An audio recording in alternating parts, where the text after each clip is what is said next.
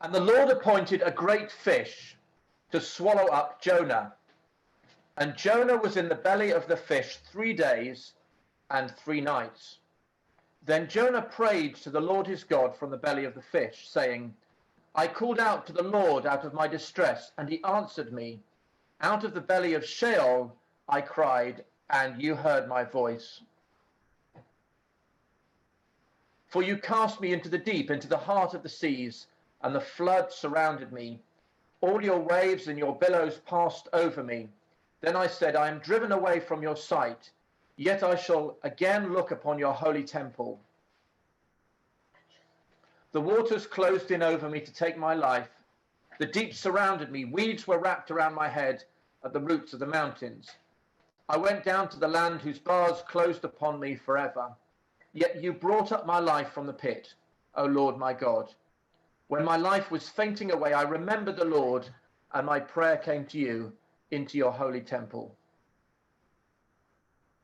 Those who pay regard to vain idols forsake their hope of steadfast love. But I, with the voice of thanksgiving, will sacrifice to you. What I have vowed, I will pay. Salvation belongs to the Lord. And the Lord spoke to the fish, and it vomited Jonah out upon the dry land. Well, chapter 2 mainly. I've got on my screen everyone's faces. I realise it just helps me to realise I'm actually speaking to people and not to myself. So that's good. Jonah was a prophet. Prophet is mentioned elsewhere in the Old Testament. And he lived in the 8th century BC. So there was a king called Jeroboam II, who was the king for a long time, and he was the king of the northern kingdom. So if you remember, at that time, the kingdom was divided into the south, where the temple was, and the north. And so under Jeroboam II, there was this prophet Jonah, and the word of the Lord came to Jonah and told him to go to Nineveh. Now, if you want to sort of get across what Nineveh meant to Jonah, it's a bit like saying that there's a prophet in Poland in the 1930s. I want you to go to Berlin or Munich, to the place where very soon there's going to be soldiers coming from there to invade, and I want you to preach to them. And so Jonah was really not keen on this idea, because it was the enemy. And Assyria was particularly known at that time for violence. So if they didn't just invade places, they were really cruel to the people whom they invaded. And we see some of that later on in the book of Jonah, when the king of Assyria, or rather the king of Nineveh, just the king of the city of Nineveh, when it comes to repenting, the first thing that he thinks of is violence. That's what he needs to repent of, the violence on our hands. So instead of going to Nineveh like the Lord says, Jonah goes in the opposite direction. So God said, go up to Nineveh, and it says that Jonah went down to the port of Joppa, and then he got a boat, and he headed out to sea to a place called Tarshish, which was probably in Spain. It was probably a Phoenician colony in Spain. And Jonah keeps going down. Maybe if you read chapter 1 later, you'll notice that God said go up, and he goes down into the sort of hold of the ship to sleep during the storm. And in the end, he ends up at the bottom of the sea. God said go up, Jonah went down. And in this psalm that we read this morning, Jonah describes the experience, the trauma, if you like, of drowning. That's what he experienced when he was thrown overboard, even though it was him who suggested that to the other sailors in order for the storm to stop. So the trauma of drowning, and then also the experience of God's rescue. Jonah was cast down into the deep. He was surrounded and overwhelmed by water. He describes feeling trapped, as if he's in a prison with bars trapping him down right at the bottom of the sea. And when he mentions Sheol, that was the place of the dead. So it was if he thought, this is it, I'm not going to survive this. I'm as good as dead, in the place of the dead. He'd lost all hope, And in Jonah's case, he particularly remembers that he's lost the hope of being in the presence of God near his temple. And then comes the turning point in verse 6. It says, "Yet you brought up my life from the pit."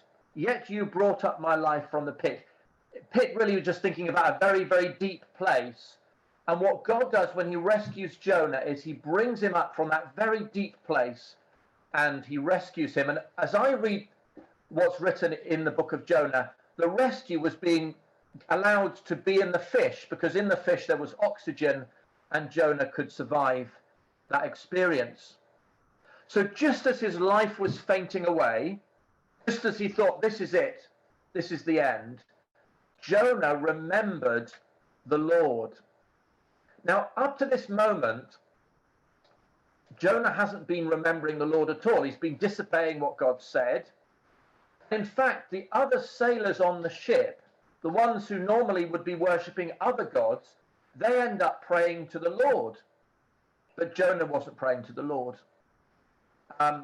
And so just at this moment, finally, Jonah remembers the Lord. So the sailors were calling on the Lord. They were asking for mercy for themselves for having thrown Jonah overboard. They end up sacrificing to the Lord, these pagan idol worshippers. And now finally the prophet, God's prophet, starts to pray. It says, Jonah prayed to the Lord his God. So Jonah was the one who's supposed to be praying the whole time. And now finally Jonah is praying to the Lord his God. And it says his prayer came to God into his holy temple. And that's really interesting to think what Jonah meant by that, because of course Jonah was from the northern kingdom where there was no temple. Now, whether he meant that it came to the Jerusalem temple, or maybe he realized that ultimately God's temple, his dwelling place, is not on earth. And maybe that's what he meant, that it came to God's presence. But God heard Jonah's prayer and he answered Jonah's prayer. Having known the trauma of drowning, Jonah now experienced the Lord's rescue. God appointed the fish which swallowed him. And Jonah is inside this huge fish, and he's got time to think, and he writes this psalm, or composes this psalm, in which he reflects on his experience. He gives thanks to God, and we see something of how his heart has changed through this experience. Just incidentally, I was talking with someone about Jonah just recently, and they'd seen some video footage of some people kayaking around a whale. And at some point, the whale opens its mouth, and these kayakers end up inside the whale for a little while. So you can imagine what they were praying at that point. But it just gives us some idea of what it would have been like for Jonah. So whether it was a whale or probably a big fish, but he was inside for these 3 days and 3 nights. Now, there's different ways of thinking about Jonah. What Jonah is, if you like, what he represents. And obviously Jonah was disobeying God. So in one sense, if we disobey God, then we can see ourselves in Jonah at that point. Also, we see that Jonah was a reluctant prophet, rather xenophobic. You know, what would God want to be talking to these Ninevites for? Why doesn't he just talk to his own people? But I want to focus on another aspect of Jonah. And maybe that aspect is more relevant to me and to you. And that is that Jonah is someone who knew the truth at one level, but he needed to experience the reality of the truth and to see the implications of that truth for himself. So if you like, Jonah's a sort of hard-hearted Orthodox believer. He's got it all right in his head, but he hasn't made all the connections to his heart and also to his actions. Throughout the book, it seems to me that Jonah's theology is faultless. Chapter 1 and verse 9, when he's asked about who he is, and he gives this answer, I'm a Hebrew, and I fear the Lord, the God of heaven, who made the sea and the dry land. Faultless theology. But of course, the irony of all of this is he's running away from the Lord, and the two things that he mentions He says that God is the God of heaven who made the sea. Well, that's relevant, isn't it? And then the dry land, that's what he eventually, when he was spat out of the fish, that's he ended up on dry land. So the irony is that he's got all his theology right, but it's completely at odds with his heart and what he's doing. And then later on in chapter 4 and verse 2, there's another bit of theology which is faultless. He says he prayed to the Lord and said, "O Lord, is this not what I said when I was in my country? That is why I made haste to flee to Tarshish. For I knew that you were a gracious God and merciful, slow to anger and abounding in steadfast love and relenting from disaster." Faultless theology, but he's annoyed with God for being merciful. And so I think as we think about Jonah, we can think about him in those terms, that he got it all right in his head. He knew the truth, but he hadn't made those connections. And the thing that helped Jonah to make the connections was being rescued by God.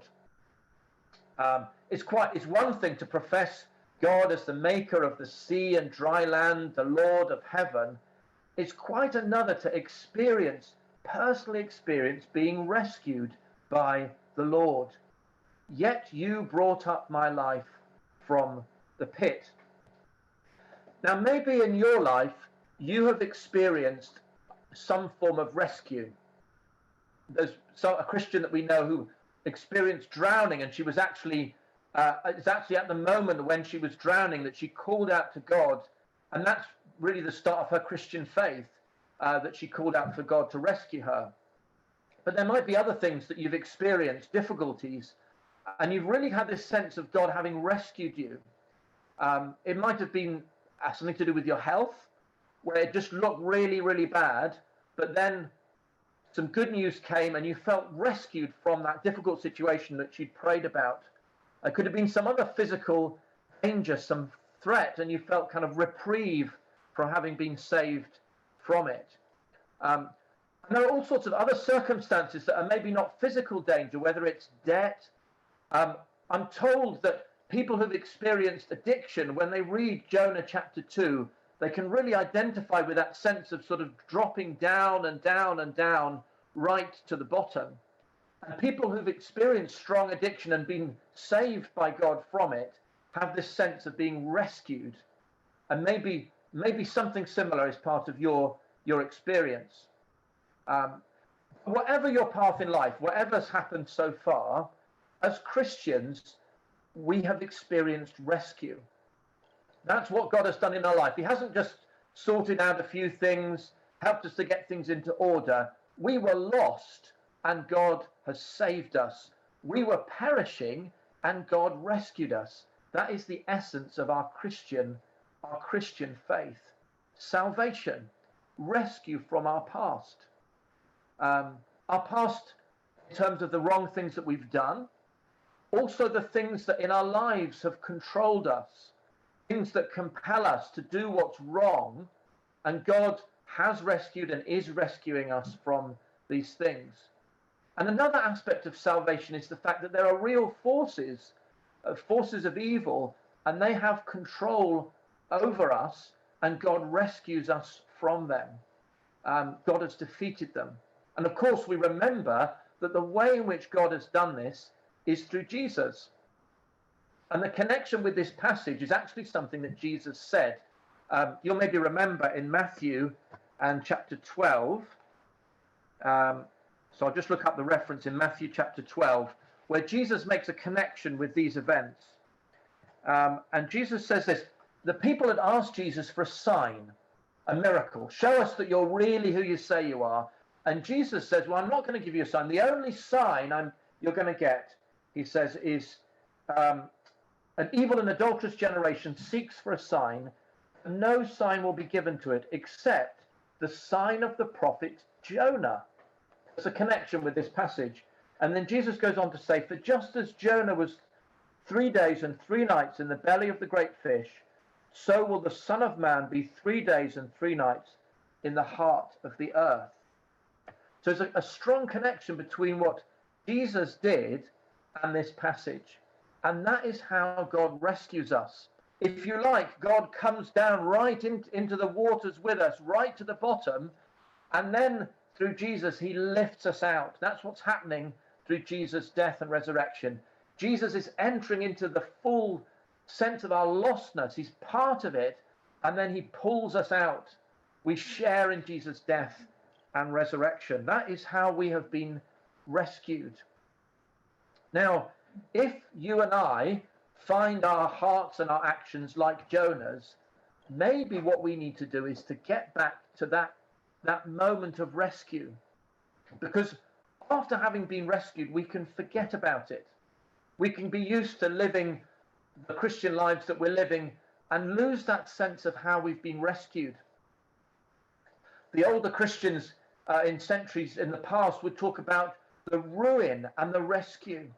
The ruin, the sense of lostness, the sense of about how we weren't able to deal with evil in our lives, how we were being controlled by all sorts of things, and how we were needing rescue, and how we also were facing ultimate judgment from God for the things that we'd done, and we needed his forgiveness. So maybe we, every Sunday maybe, but particularly maybe there's something in particular, we need to come back to understanding that sense of ruin and that sense of rescue, that sense of gratitude that God has pulled us out. He's lifted us from the pit. He's rescued us and saved us. Salvation belongs to the Lord. Now, we read chapter 2 of Jonah, and it's rather like the Psalms. So it's not just a text which is describing events like some of the other bits of the book of Jonah. It's a poem. It's a celebration of what God has done, and it's a reflection.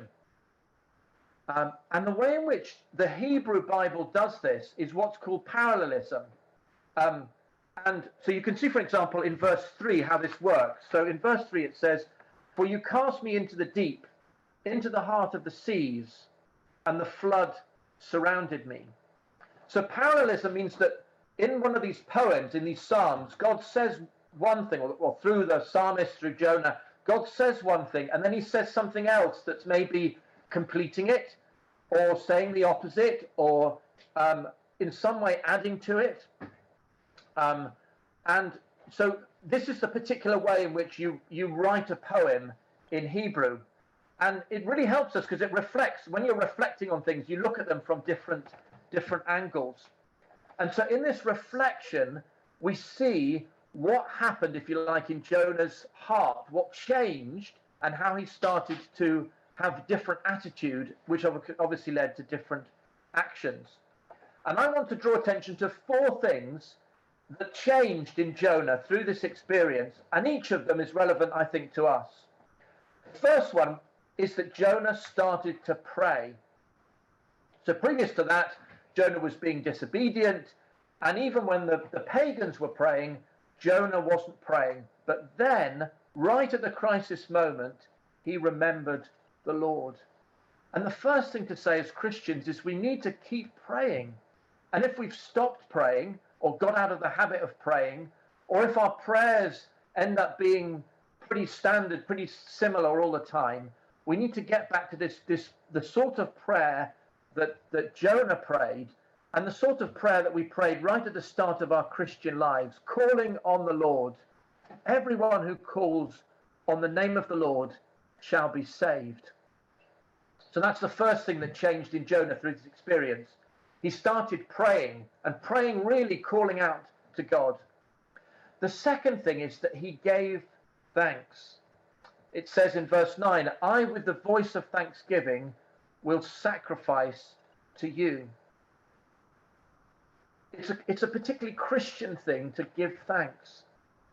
Often in other expressions of spirituality, this element of thanksgiving is missing because the person praying is constantly asking God to give him something that he hasn't or she hasn't yet received. But as Christians, although God is still at work in our lives, we have already received God's grace. And so Christian prayer always includes thanksgiving. In fact, the name of the Lord's Supper, one of the names is Eucharist, which is thanksgiving, because we remember how Jesus died and rose again for us.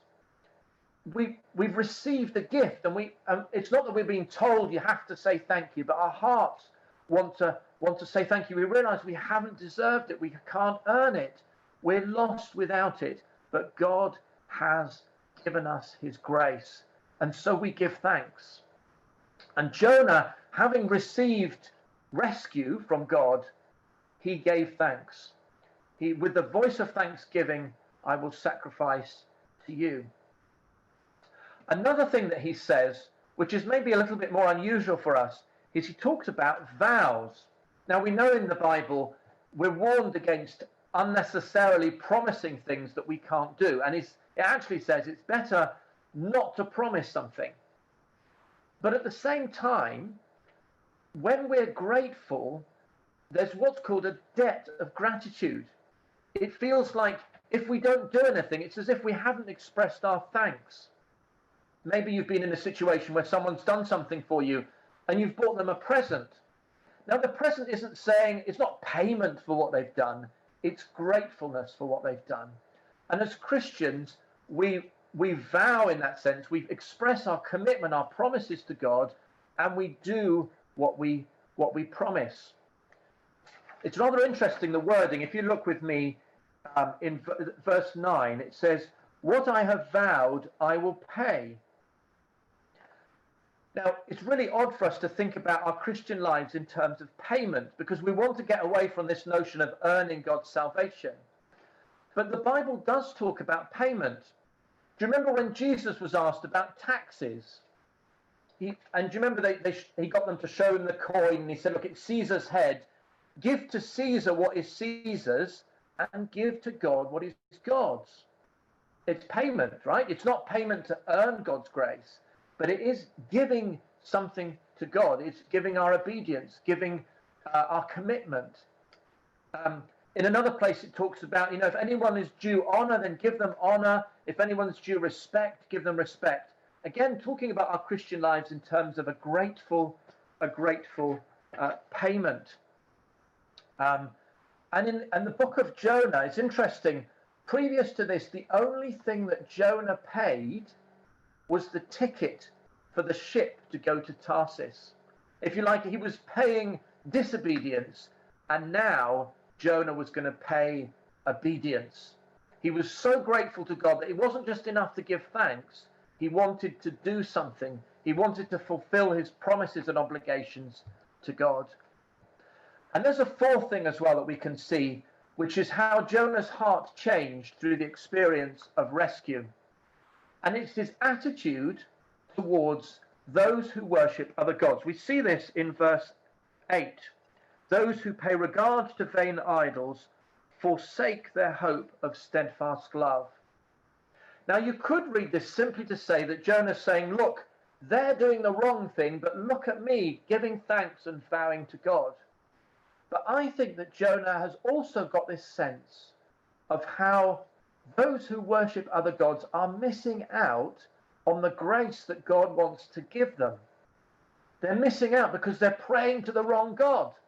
They're not praying to the true God, the God of grace, the God of rescue, and they're missing out on his steadfast love, the blessings of God's covenant. Just think about all the things that God has given you, all the blessings that you enjoy as a Christian. Your non-Christian neighbor or friend or family member or someone from a different culture who you know nearby, they don't know that. They don't know those blessings. And wouldn't it be great if they did? In the song that we're going to sing at the end, there's a line, and I think this is really great. This is, if I'm not mistaken, it's Charles Wesley. If it's not Charles Wesley, apologies to the person who wrote it. But it says this: "Oh, that the arms of grace that compass me would all mankind embrace. The arms of love that compass me would all mankind embrace." In other words, the love of God that I experience, the blessings of God's covenant, I really want my friends and my family and my neighbors and those around me to experience that same grace. And of course, Maybe that's what sent Jonah to Nineveh, if his heart had changed, at least for a while, at least to an extent. And certainly that's what drives people to the mission field, whether it's in Bury or in Edinburgh or further afield, that those other nations who are worshipping no God or the wrong gods would worship the true God and experience his steadfast love. So Jonah experienced God's rescue. In the words of this poem that he composed, "You brought up my life from the pit." And I'd like to invite you this morning just to go back to that time when you first became a Christian and when you had that strong sense of needing, being lost without God, and also that sense of God's rescue.